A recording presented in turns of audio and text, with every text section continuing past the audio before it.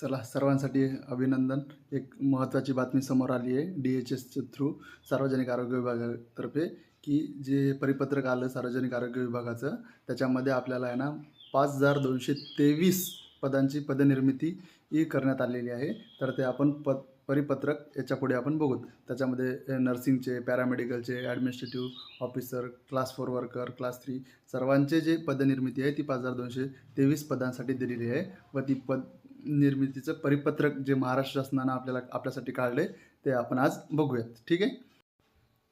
तर चला, महाराष्ट्र शासन सार्वजनिक आरोग्य विभागातर्फे एक परिपत्रक आलेलं आहे की राज्यातील आपल्या जे महाराष्ट्र राज्य आहे, महाराष्ट्र राज्यातील 50% पेक्षा जास्त बांधकाम झालेल्या नवनिर्मित व श्रेणीवर्धित आरोग्य संस्थाकरिता पदनिर्मिती करण्याबाबत हे परिपत्रक आहे. सार्वजनिक आरोग्य विभागाने हे परिपत्रक काढलेलं आहे. त्यामध्ये आपल्याला DHSची जी व्हॅकन्सी आहे त्याच्याबद्दल किती पदे व्हॅकंट आहेत त्याची आपल्याला माहिती दिलेली आहे. या परिपत्रकानुसार महाराष्ट्र शासनाचं हे परिपत्रक आहे. त्याच्यामुळं आपण DHSची जी व्हॅकन्सी येणार आहे, लवकरच येणार आहे, त्यासाठी आपण जी तयारी करत आहेत त्यासाठी हे परिपत्रक आलेलं आहे. चला, तर आपण या परिपत्रक एकदा रीड करून दाखवूयात. हे किती तारखेचं आहे? 24 जून 2026चं हे परिपत्रक आहे. तर या परिपत्रकानुसार आपल्याला जी व्हॅकन्सी दिलेली आहे ती व्हॅकन्सी आपण बघून घेऊयात. वेगवेगळ्या DHSच्या म्हणजे सार्वजनिक आरोग्य विभागातर्फे जे वेगवेगळ्या ठिकाणी महाराष्ट्र राज्यामध्ये वेगवेगळ्या ठिकाणी जे पदनिर्मिती तयार केलेली आहे ती पदनिर्मिती आपण बघूया. ठीक आहे. कोणकोणत्या जिल्ह्यामध्ये किती पदं दिलेली आहेत ते आपण इथं पदे बघूयात. तर पहिलं बघूयात की जिल्हा रुग्णालय पदनिर्मिती केलेली आहे. तर कुठे केलेली आहे? ही ठाणेमध्ये, जिल्हा रुग्णालय ठाणे. टोटल पदनिर्मिती जी केलेली आहे आपल्याला महाराष्ट्र शासनाने, हे जे परिपत्रक आहे त्या परिपत्रकामध्ये वेगवेगळ्या पदांसाठी वेगवेगळे आपण हे केलेले आहेत, व्हॅकन्सी दाखवलेल्या आहेत. तर इथं सर्वात मोठी जी बातमी आहे ही या इथे दिसते आपल्याला. हे बघा, लक्षात घ्या की सर्वात मोठी जी पदनिर्मिती आहे ती इथं दिलेली आहे शासन निर्णयानुसार. राज्यातील 50% व त्यापेक्षा अधिक बांधकाम पूर्ण झालेल्या नवनिर्मित व श्रेणीवर्धित एकूण 259 रुग्णसंस्थांसाठी शासन निर्णय संदर्भ क्रमांक 1 ते 3 मधील पदांच्या अधिकृत आवश्यक असलेल्या 7,955 पदापैकी वेळोवेळी उच्चस्तर सचिव समितीने यापूर्वीच मान्य केलेली 2,732 पदे वगळून मंजूर केलेली 5,223 पदे नव्याने निर्माण करण्यास व आरोग्य संस्थांचे कामकाज सुरू करण्यास मान्यता देण्यात येत आहे. हे महाराष्ट्र शासनाचा निर्णय आहे की किती पदं काढली आपल्यासाठी? 5,223. किती संस्थांमध्ये? 259 संस्थांमध्ये. हे नवीन जे निर्माण संस्था झालेल्या आहेत किंवा ज्याचं पुनरुत्थान केलेलं आहे त्या संस्थांमध्ये आपल्याला 5,223 पदांची पदभरती काढलेली आहे महाराष्ट्र शासनाने सार्वजनिक आरोग्य विभागातर्फे.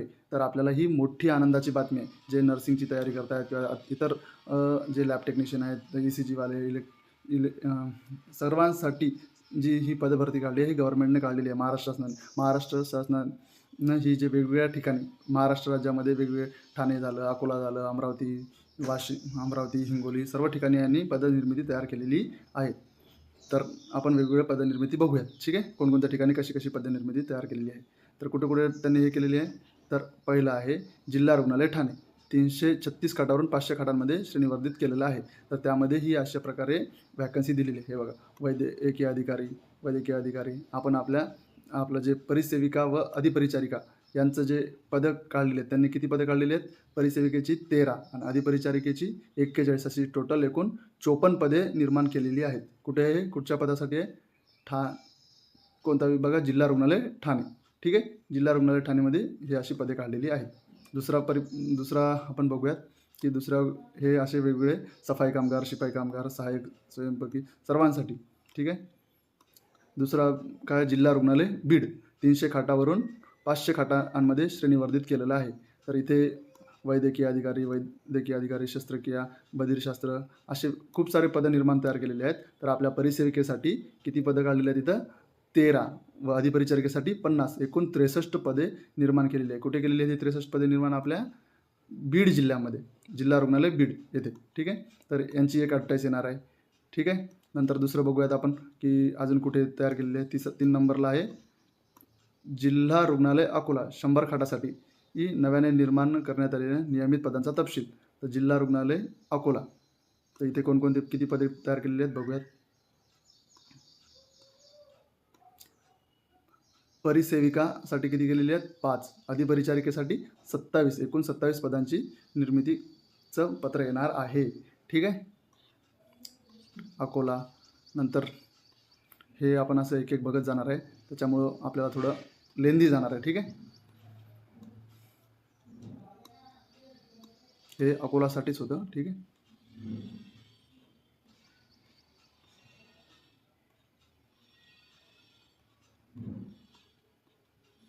हे सामान्य रुग्णालय मंचर आंबेगाव जिल्हा पुणे 100 खाटावरून 200 खाटा श्रेणीवर्धितसाठी नव्याने निर्माण करावयाच्या नियमित पदांचा तपशील.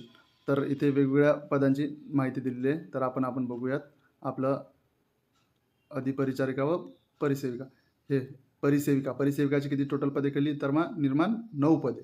बालरोग परिचारिकाची 2, आरोग्य परिचारिका व कम्युनिटी परिचारिकासाठी 1, मानसोपचार परिचारिका 1 व अधिपरिचारिकासाठी 33 म्हणजे स्टाफ नर्स. हे सर्व इन्चार्ज असतात आणि हे जे आहेत अधिपरिचारिका म्हणजे स्टाफ नर्स, त्यांच्यासाठी 33, एकूण 46 पदे निर्माण केलेली आहेत. कुठे? पुणे जिल्ह्यामध्ये कुठे? सामान्य रुग्णालय मंचर आंबेगाव जिल्हा पुणे. ठीक आहे. तिथे अजून वैद्यकीय आरोग्य सेवा, सुश्रुतांची, अवैद्यकीय कर्मचारी या सर्वांची तिथं भरती केलेली आहे. अतिदक्षता विभागासाठी कर्मचाऱ्यांची आकृतीबंध दर्शवणारे प्रपत्र. त्याच्यामध्ये वैद्यकीय अधिकारी गट अ वर्ग क्रमांक 2 त्यांचे 3 पद, परिसेविकाचे 1 पद, अधिपरिचारिकेचे 6 पद, कक्षसेवकचे 4 पद, सफाईगारचे 4 पद, अशा वेगवेगळ्या पदांची तिथे भरती केलेली आहे. ठीक आहे. नवजात बालकांच्या अतिदक्षतासाठी अधिपरिचारिकासाठी 4, कक्षसेवकमध्ये 3, सफाई कामगार 2, असे एकूण टोटल 10 पदं तयार केलेली आहेत. ठीक आहे. हे जे PDF आलेली आहे आपल्याला महाराष्ट्र शासनाने पाठवलेला JR आहे, त्याच्यामध्ये हे परिपत्रकानुसार आपल्याला माहिती दिलेली आहे. ठीक आहे. नंतर 2 नंबरला काय? सामान्य रुग्णालय इचलकरंजी जिल्हा कोल्हापूर 200 खाटावरून 300 खाटामध्ये श्रेणीवर्धितसाठी नव्याने निर्माण करावयाच्या नियमित पदांचे तपशील. तर इथं परिसेविकाची किती? 7 पदे आहेत. अधिपरिचारिकेची किती पदे आहेत? 25, टोटल 32 पदे कोल्हापूर जिल्ह्यामध्ये इचलकरंजी सामान्य रुग्णालय इथे दिलेली आहे. ठीक आहे. नंतर संदर्भ सेवा रुग्णालय ठाणे. तर ठाणेला किती पदं दिलेली आहेत बघूयात. ठीक आहे. वेगवेगळ्या पदांची इथं पदभरती केलेली आहे. तर आपण बघूयात ठाणेला आपल्या किती पदं दिलेली आहेत. नेफ्रोलॉजी विभाग, क्षकरण विभाग, शारीरिक विकृती विभाग, सुश्रुता विभाग. अधिसेविकासाठी किती दिलेली आहेत? 2 पदे दिलेली आहेत. सहाय्यक अधिसेविकेसाठी 3 पदे, परिसेविकासाठी एकूण 23 पदे. अधिसेविका म्हणजे मेट्रन, सहाय्यक अधिसेविका म्हणजे असिस्टंट मेट्रन आणि परिसेविका म्हणजे इंचार्जसाठी 23 पदांची पदभरती इथे तयार केलेली आहे. ठीक आहे. लक्षात तर येत आहे. तर आपल्याला अशा प्रकारे अधिपरिचारिकांसाठी 144 पदांची पदभरती तयार केलेली आहे. ठीक आहे. किती? 144. कुठे गेलेली आहे ही पदभरती? आपण जे बघितलंय आता, किती? ठाणे संदर्भ सेवा रुग्णालय ठाणे 200 खाटांसाठी जे तयार केलेलं आहे, तिथे 144 पदांची पदभरती काढण्यात आलेली आहे. कोणासाठी? आपल्या परिसेविका अधिपरिचारिकासाठी. ठीक आहे. हे दिसली 144, हे इथे आहे 144 पदांसाठी. ठीक आहे. नंतर असेच हे पूर्ण परिपत्रक जे दिलेलं आहे आपल्याला. आता इथं संदर्भ सेवा रुग्णालय नाशिकसाठी किती पदे दिलेली आहेत बघूयात. ठीक आहे. अधिपरिचारिका S14 किती दिलेलं आहे? 40 पदांची निर्मिती केलेली आहे. तर अशा प्रकारे हे पूर्ण परिपत्रक आहे. तर तुम्ही मला कमेंटमध्ये PDF करा, मी याची तुम्हाला PDF पाठवून देईल. ठीक आहे. हे बघून घ्या पूर्ण PDF. मी तुम्हाला स्क्रोल करून दाखवतो. तर अशा प्रकारे भरपूर. आता हिंगोली जिल्हा, हे बघा, हिंगोली जिल्ह्यामध्ये नवीन स्त्री रुग्णालयासाठी पदनिर्मिती. तर स्त्री रुग्णालय कोणतं? नवीन स्त्री रुग्णालय कुठं झालं? हिंगोली. व स्त्री रुग्णालय नाशिक. किती 100 खाटासाठी नव्याने निर्माण करावयाच्या निर्मयित पदांचे तपशील. तर इथं आपल्या ज्या अधिपरिचारिका व यांच्यासाठी जे पदं आहेत किती आहेत ते बघूयात. परिसेविकासाठी S14 मध्ये किती आहेत 5 पदं आहेत व अधिपरिचारिकांसाठी किती पदे दिलेली आहेत 20 पदं दिलेली आहेत. ठीक आहे. तसंच स्त्री रुग्णालय ठाणेमध्ये किती पदं दिले स्त्री रुग्णालय बरं का, ते संदर्भ रुग्णालय होते, सामान्य रुग्णालय होते. आता हे जे आहेत स्त्री रुग्णालयासाठी किती पदं दिलेली आहेत बघूया. हे बघा इथं स्त्री रुग्णालय ठाणेसाठी नव्याने निर्माण करावयाचे नियमित पदांचे तपशील. ठाणेमध्ये किती पदं दिलेली आहेत बघून घेऊया आपण. ठीक आहे. हे बघा इथे दिलेलं सामान्य राज्यसेवा, परिसेविका, परिचारिका, प्रसाविका, टोटल किती पदं दिलेली आहेत 14 पदे दिलेली आहेत. अधिसेविका म्हणजे मेट्रांसाठी 1 पद, सहाय्यक अधिसेविकासाठी 1 पद. तर आपल्याला मोठ्या प्रकारे आपल्याला पदभरती होण्याचे चान्सेस आहेत. टोटल किती पदं भरणार आहेत 5225 पदांची पदभरती होणार आहे. त्यामुळं DHS वाल्यांना, सार्वजनिक आरोग्य विभागाची जी तयारी करत आहेत DHS DMR, त्यांनी सर्वांनी अभ्यासाला लागा आणि लवकरात लवकर या तयारीसाठी तयार राहा. ठीक आहे. असे खूप सारे पदनिर्मिती तयार झालेली ही जाहिरात आहे, या परिपत्रक आहे. या परिपत्रकाचं मी तुम्हाला PDF पाहिजे असेल तर PDF पाठवून देतो. तुम्ही कमेंटमध्ये मला PDF करा. खूप साऱ्या ठिकाणचे पदं निर्माण केलेली आहेत. ठीक आहे. ट्रोमा केअर युनिटचं पण आहेत, स्त्री रुग्णालयाचे आहेत, सामान्य रुग्णालयाचे आहेत.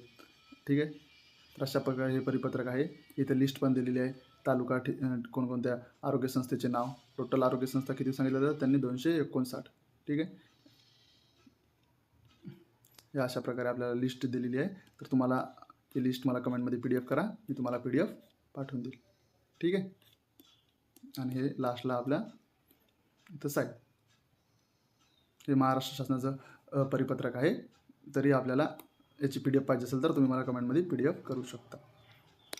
टोटल किती पदे तयार झालेली आहेत आपली 54 पेजेसचा हा PDF आहे. तर राज्यातील 50% पेक्षा जास्त बांधकाम ज्यांचं झालेलं आहे त्यांच्यासाठी ही पदनिर्मिती तयार केलेली आहे. ठीक आहे.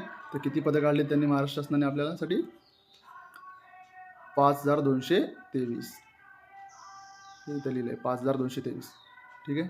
5223 पदांची ही पदभरती आहे. मोठी अपडेट आहे. ठीक आहे.